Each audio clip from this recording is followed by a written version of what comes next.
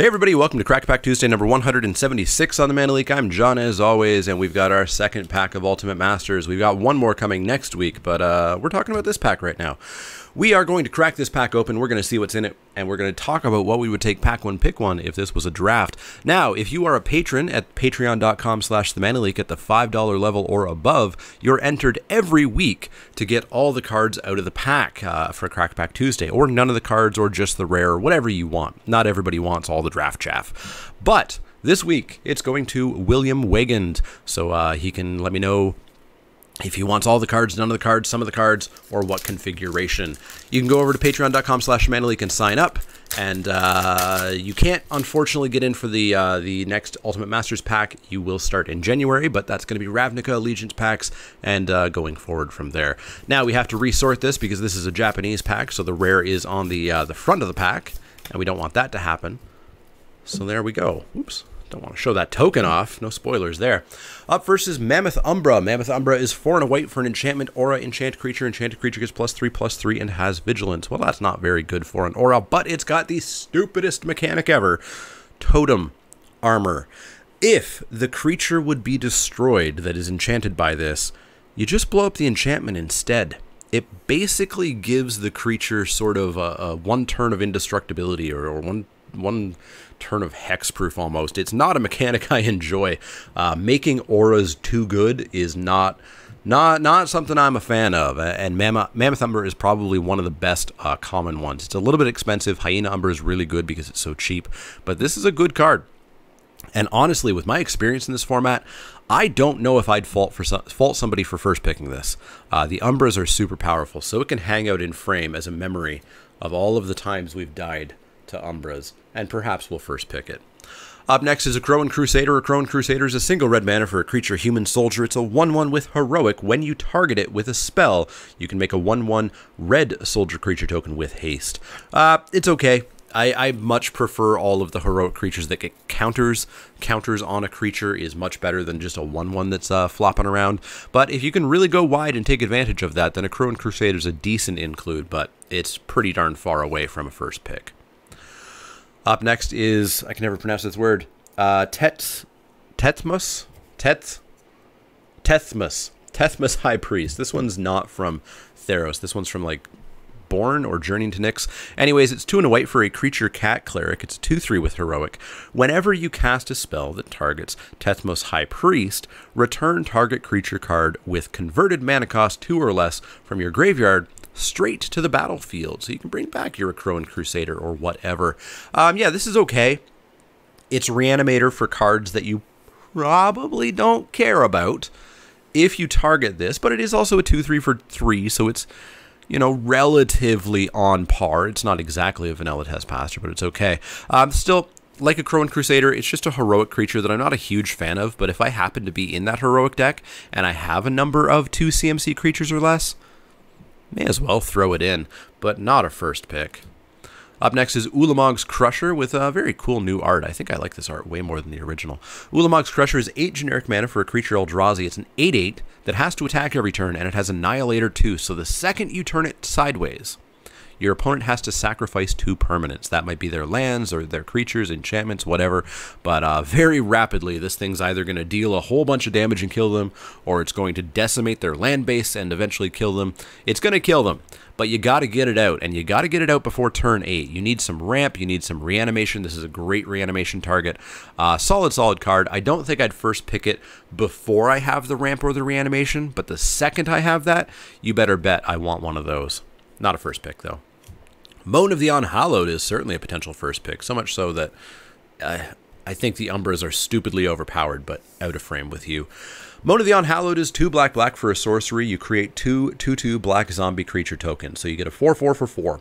Total, utter vanilla passer, but a little bit later in the game, when you have 5 black, you get to do it again. That's obviously super overcosted, but you already got the vanilla passing 4/4, so it's just gravy at that point.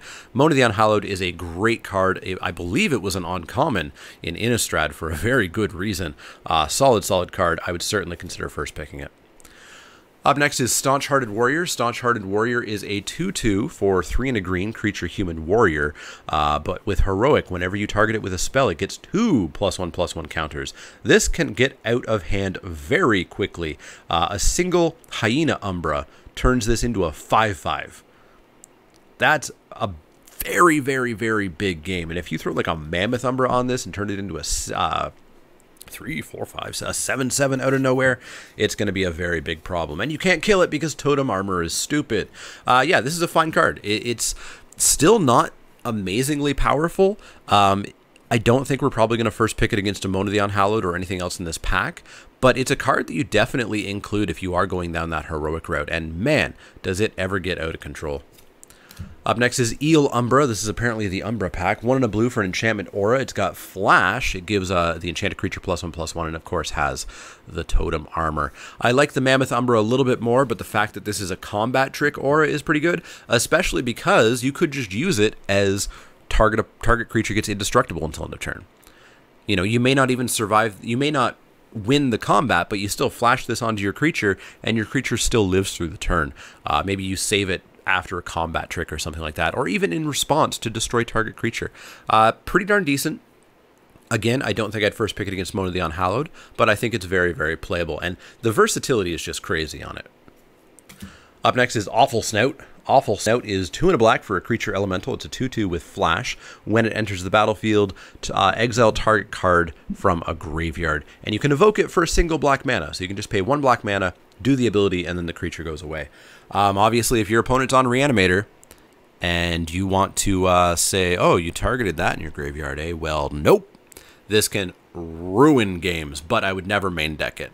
When you see that you're up against Reanimator, go ahead and sideboard it in. But until then, I don't think I'm really going to main deck this card or first pick. Up next is Mad Prophet. Mad Prophet is 3 and a red for a creature human shaman. It's a 2/2 with haste. Tap it, discard a card. You get to draw a card. Yeah, Mad Prophet is solid if you've got some madness cards. If you want to madness out your fiery temper, your just the wind, or etc., this is solid. If you want to get some value by discarding a flashback card and casting it later and also drawing a card, it's great there. There's a lot that Mad Prophet can do. I wouldn't pick it to get into that deck, but once I have those cards, once I know I'm in that deck, I certainly want to get my hands on a Mad Prophet. Up next is Aether Snipe. Aether Snipe is 5 and a blue for a creature elemental. It's a 4/4. When it enters the battlefield, return target non-land permanent to its owner's hand, and you can evoke it for 1 blue. So you can pay 1 blue, do the ability, the creature goes away. I love Aether Snipe. It's a little bit overcosted as a 4/4, but bouncing anything that I want other than a land is really good. And if I'm in a really sticky situation and I have to evoke it, then that's still fine. I would first pick an Aether Snipe as well, and it would be a discussion between Moan and Aether Snipe. Up next is Rolling Tembler. We're at the uncommons now. 2 and a red for a sorcery. Rolling Tembler deals 2 damage to each creature without flying, and you can flash it back for 4 red. If you see that your opponent is low on the ground, maybe they're really trying to do like a Crone Crusader go wide strategy, Rolling Tembler is a great sideboard card. Now, it does deal 2 damage to each creature, so that includes yours. So you want to make sure that you're not also the go wide deck, or else this is just awful. But I think this is generally going to be a sideboard card, just because there will be situations where you can't really do anything with this card and it's dead in your hand. So I would keep it in the sideboard, but remember that it's there for those important times. Up next is Rise from the Tides. Now, our discussion just changed entirely. Rise from the Tides is 5 and a blue for a sorcery. Choose a create a tapped 2/2 black zombie creature token for each instant and sorcery card in your graveyard. So this is for the blue-red spells deck. You get yourself a Mad Prophet, and you discard some spells that for whatever reason aren't useful. I don't know, maybe a Rolling Tembler. You cast your spells that are useful. They go in the graveyard, and then eventually you make a whole bunch of zombies and win the game. I love Rise from the Tides. I love the blue-red Rise from the Tides spell deck. There's more support in Thermo Alchemist and Young Pyromancer, and I certainly would be first picking this because you can't keep me away from that deck. Is it correct against Moan of the Unhallowed? Maybe. You'll have to let me know in the comments, but it's going to hang out in frame. And our final uncommon is Appetite for Brains. Appetite for Brains is a single black mana for a sorcery. Target opponent reveals their hand, and you choose a card from among it with CMC 4 or more and exile it. Sideboard only. If you see that your opponent has Eldrazi or Woodfall Primuses or something big and terrifying, you can side this in, and just before they'd be able to cast it, you know, on turn 6, just before their 7-drop, give this a go, see if you hit it. Hopefully you do, but you might not. I wouldn't main deck it. You don't even know that there's going to be a target or that there's going to be a good target. Our rare is Rhea Dawnbringer. Rhea Dawnbringer is 3 white for a legendary creature angel. It's a flyer. It's a 4/6. At the beginning of your upkeep, you may return target creature card from your graveyard to the battlefield. She is a hell of a reanimator target. You pitch this into your graveyard as early as you can, turn 1, turn 2, turn 3. You unburial rights or resurrect or reanimate her, and now suddenly you have a 4/6 flyer that's terrifying, and every turn you're reanimating something else. Super, super powerful. I would certainly consider first picking her, and desperately looking for a reanimation target, so she's going to be in the discussion as well. Our foil is a Sultai Skullkeeper. And there's our token. Sultai Skullkeeper is 1 and a blue for a creature Naga Shaman. It's a 2/1. When it enters the battlefield, you mill the top 2 cards of your library. If you're trying to fill your library for whatever reason, sure. But it's not even in the conversation between these 2 cards. So this is really, what deck do you want to be in? Do you want one of the best payoffs for the red-blue spells deck? Or do you want one of the good payoffs for the Reanimator deck? And because I always go into blue-red, I think I would try this draft doing Resurrecting Rhea Dawnbringer, but I would fault no one for Rise from the Tides, because man, is that blue-red spells deck fun.